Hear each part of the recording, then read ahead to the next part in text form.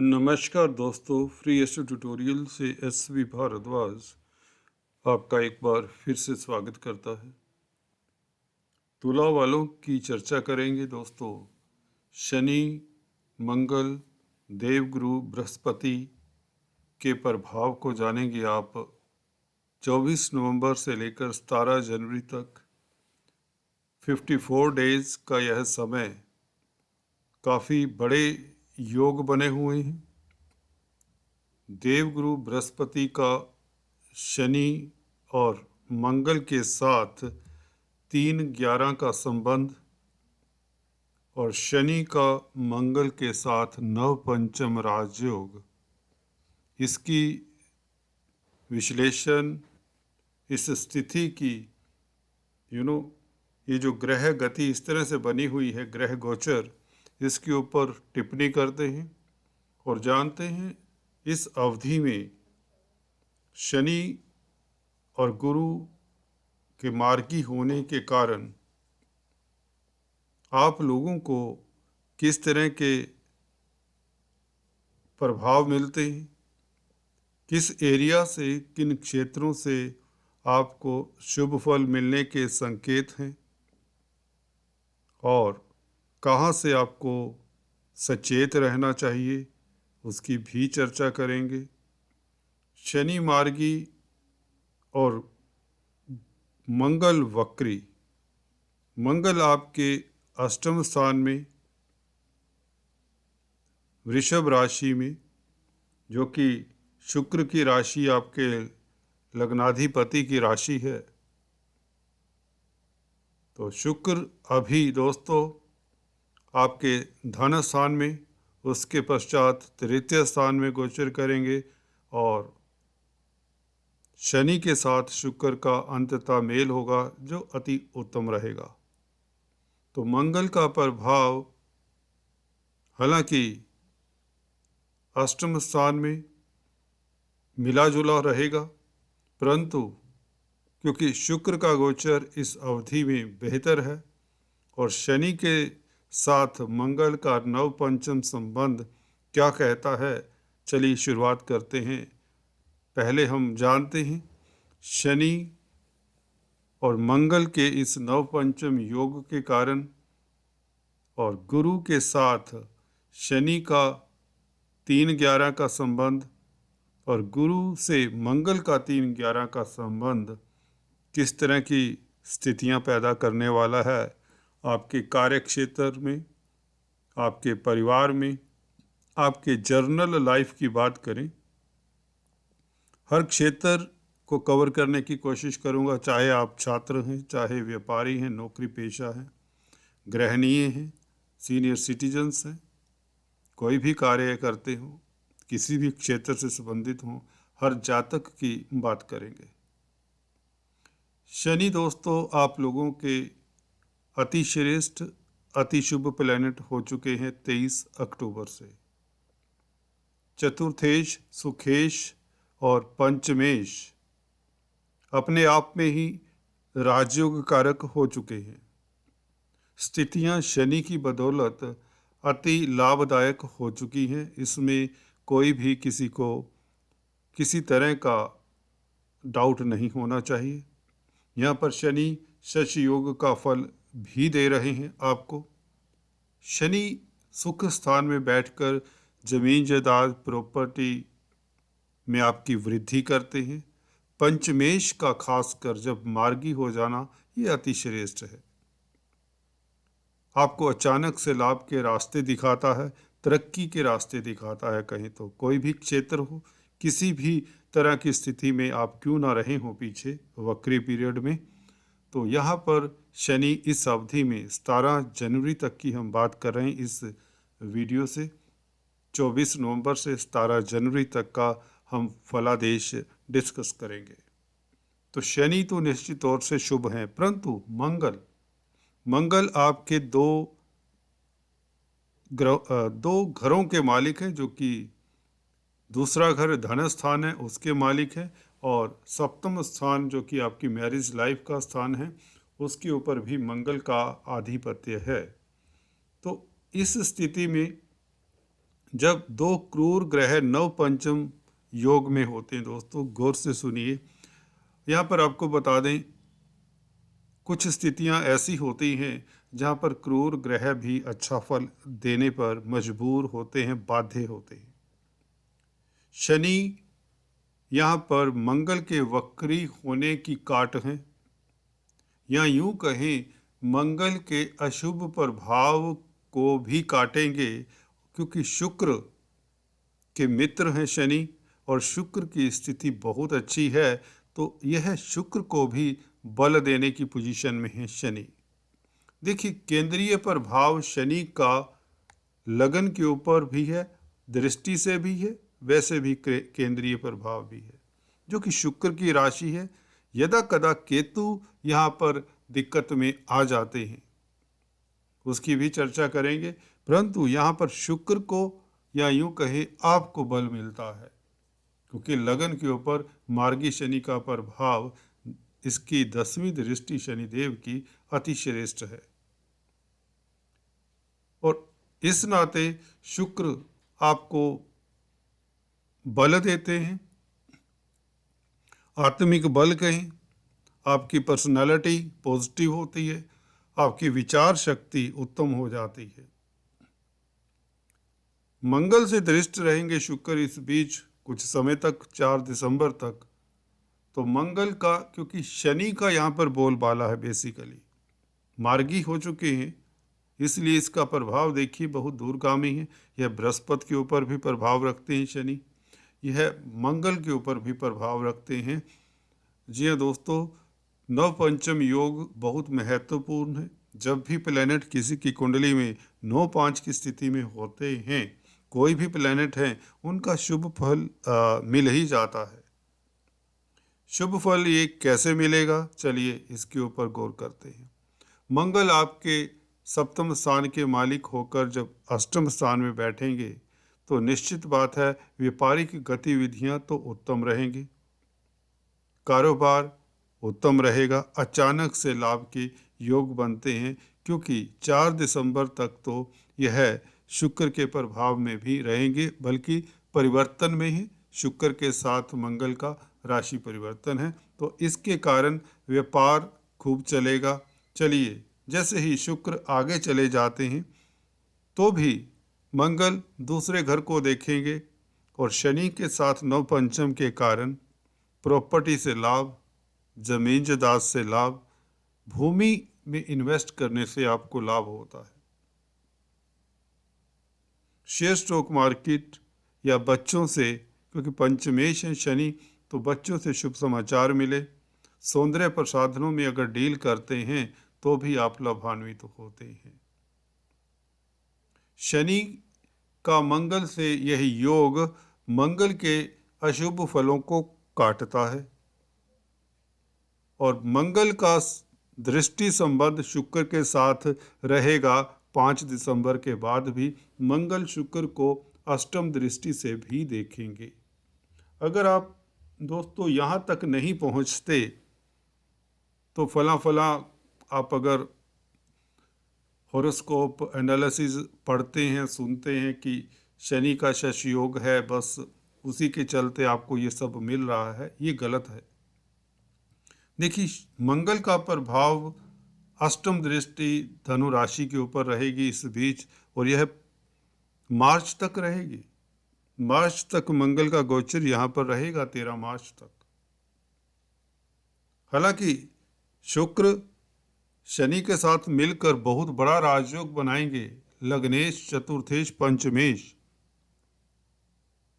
यह घटनाक्रम अति श्रेष्ठ होने वाला है इस अवधि में।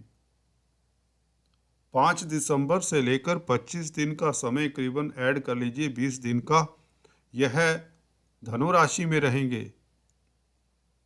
और जनवरी का महीना आप लोगों के लिए शुरुआत, देखिए शनि और शुक्र का संबंध जनवरी के महीने में, नया साल आप लोगों के लिए निश्चित तौर से उत्तम। और उधर मंगल की काट मिल जाती है शनि को, क्योंकि लगन के ऊपर प्रभाव है, अति श्रेष्ठ है।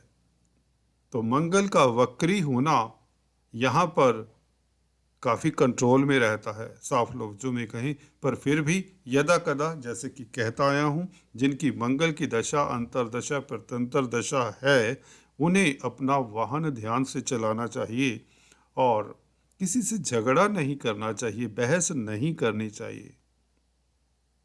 और हनुमान चालीसा सुबह शाम पढ़ना जरूर चाहिए। इससे मंगल का हालांकि दुष्प्रभाव शनि से पंचम स्थिति में होने के कारण काफ़ी कंट्रोल में रहता है। इसे कहते हैं हम नव पंचम योग, या जब भी प्लैनेट 9-5 की स्थिति में होते हैं तो लाभान्वित करते हैं। खासकर जिनकी शनि या मंगल की दशा अंतर्दशा होगी उनके लिए भी यह शुभ फलदायी होगा। गुरु की चर्चा करें तो दोस्तों, गुरु 3-11 का योग तो बहुत उत्तम होता है। जिन लोगों की कुंडली में ग्रह ऐसे बैठे होते हैं कि एक घर छोड़कर ग्रह बैठे हों, एक घर खाली हो, जैसे शनि 4th हाउस में है, पंचम भाव खाली है, उसमें कोई ग्रह नहीं है, फिर गुरु आ जाते हैं 6th हाउस में, तो ये स्थिति बहुत उत्तम होती है कुंडली में। ऐसे व्यक्ति के लाइफ में कोई दिक्कतें नहीं आती, कोई हानि नहीं होती, कोई बड़ी प्रॉब्लम्स नहीं आती। तो यह बहुत श्रेष्ठ कुंडली होती है जब ग्रह 3-11 की स्थिति में बैठे होते हैं, क्योंकि दोनों ही घर उपचय स्थान होते हैं, तृतीय स्थान भी और 11वां स्थान भी। 11वां घर तो कमाल करता है क्योंकि गेंस का घर है। तो लाभ होता है जब शनि और गुरु की दशा अंतर्दशा किसी की चलती हो, उनको लाभ की संभावना हो जाती है। देखिए, गुरु यहाँ पर छठे घर के मालिक हैं। विचारणीय बिंदु यहाँ पर ये है, गुरु यहाँ पर रिपु स्थान के मालिक हैं, परंतु शनि से 3-11 का संबंध बनाते हैं और मंगल से भी 3-11 का संबंध है, परंतु राहु से 2-12 का संबंध है। तो चलिए अभी इसकी भी चर्चा करते हैं, राहु और बृहस्पति का क्या संबंध रहेगा। देखिए, 3-11 का संबंध जिनकी दशाएं होती हैं इस तरह की, शनि और गुरु की खासकर, उनके लिए समय लाभकारी, चाहे आप शिक्षा के क्षेत्र में हो, चाहे फाइनेंस के क्षेत्र में हो, चाहे टीचिंग लाइन में हो, किसी तरह के एडवाइज़र हो, एडमिनिस्ट्रेटर हो, तो आपको उच्च पद मिलता है इस अवधि में 17 जनवरी तक, क्योंकि 3-11 का संबंध आपको लाभ दे जाता है। लाभ होगा, हर क्षेत्र से लाभ होगा अगर आपके शनि की दशा, गुरु की दशा अंतर्दशा प्रत्यंतर दशा है। इसी के साथ गुरु का मंगल से 3-11 का संबंध, देखिए यहाँ भी मंगल भी लाभकारी स्थिति में फिर से हो जाते हैं, क्योंकि जिनकी गुरु की या मंगल की दशा अंतर्दशा प्रत्यंतर दशा है, जैसे फॉर एग्जांपल गुरु की महादशा में मंगल की अंतर्दशा है या मंगल की महादशा में गुरु का अंतर है या प्रत्यंतर है, उनके लिए भी यह श्रेष्ठ हो जाता है। देखिए, अगर कोई दशाओं की बात नहीं करता तो ये राजयोगों की बात तो उसे करनी नहीं चाहिए। देखिए, बहुत सारे आपको इस तरह के एग्जाम्पल्स मिल जाएंगे नेट के ऊपर, तो you should be careful, you should be careful. क्या सामग्री आपको दी जा रही है, ये ट्यूटोरियल्स हैं, तो यहाँ पर साफ सिखाने का काम है। हो सकता है आप लोगों की दशा अंतर्दशा अच्छी ना हो, परंतु ये कॉम्बिनेशन जो ये राजयोग बनते हैं, ये निश्चित तौर से आप लोगों के लिए रीढ़ की हड्डी का काम करते हैं। आप लोगों को लाभ की व्यवस्था हो जाती है। देखने में लगता है ऊपरी तौर से कि बहुत नुकसान होने वाला है, परंतु आप तो लाभ कमा रहे होते हैं, आपकी तो इज्जत बढ़ रही होती है, आपकी तो प्रमोशन हो रही होती है। तो ये स्थितियां होती हैं जो प्लैनेटरी कॉम्बिनेशन, आपस में उनका परस्पर संबंध भी, स्ट्रक्चर ऑफ द हॉरोस्कोप में अक्सर कहा करता हूँ, यू मस्ट वॉच भी कहाँ कहाँ प्लैनेट एक दूसरे की स्थिति के अनुरूप बैठे हैं।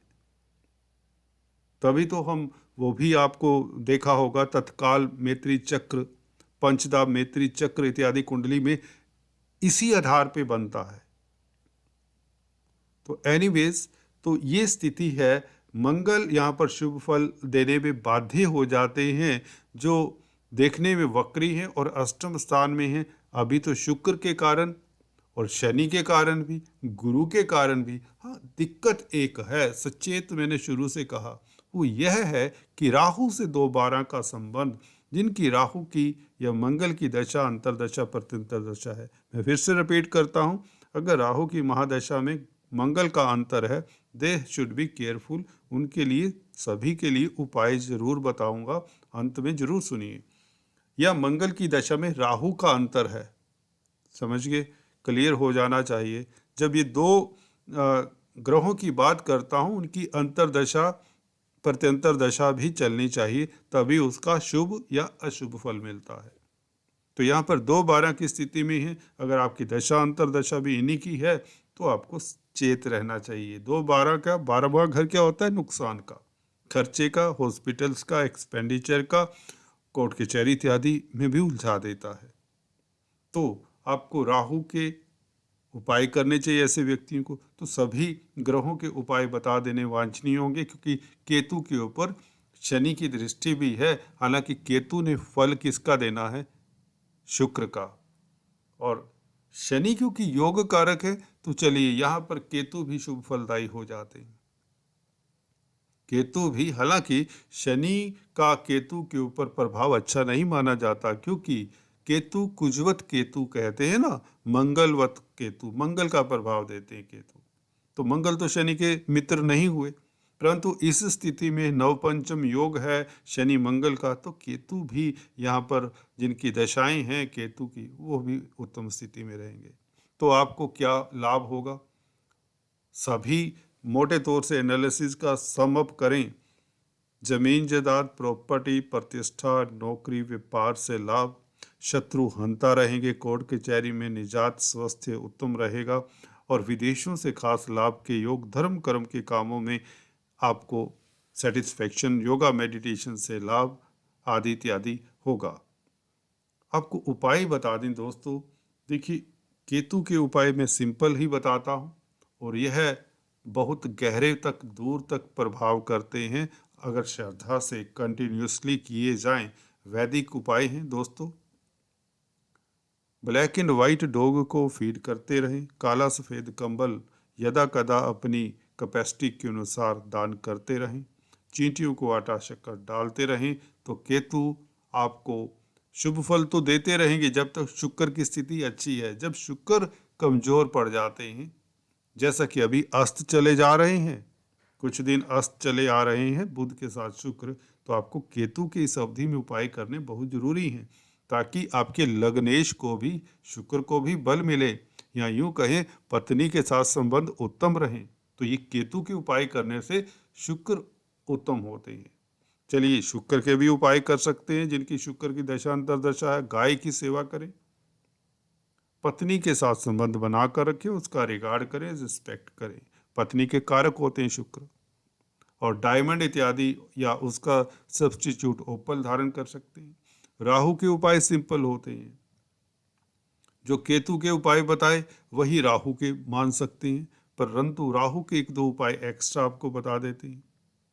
पक्षियों को बाजरा जरूर डाला करें, उसके साथ अपनी टॉयलेट को, बाथरूम को साफ रखें, सुथरा रखें। घर में एक सिल्वर का हाथी रखें, ड्राइंग रूम में या बेडरूम में या लॉबी में, जिसकी ट्रंक, सूंड ऊपर की तरफ हो। राहु हाथी से कंट्रोल में होता है, गजेंद्र से कंट्रोल में होता है कहें तो। और राहु के 20 मंत्रों का जाप करना भी मैंने देखा है कि काफ़ी रिलीफ देता है। ओम राम राहवे नमः, ये भी जाप बहुत शुभ रहता है। और एक नारियल अपने सर से एंटी क्लॉकवाइज 7 बार घुमाकर किसी नदी में शनिवार के दिन बहा दिया करें, जिनकी राहु की दशा अंतरदशा है। मंगल के उपाय सिंपल हैं। आपको सुंदरकांड का जाप पढ़ना चाहिए, सुनना चाहिए, हनुमान चालीसा पढ़ना चाहिए।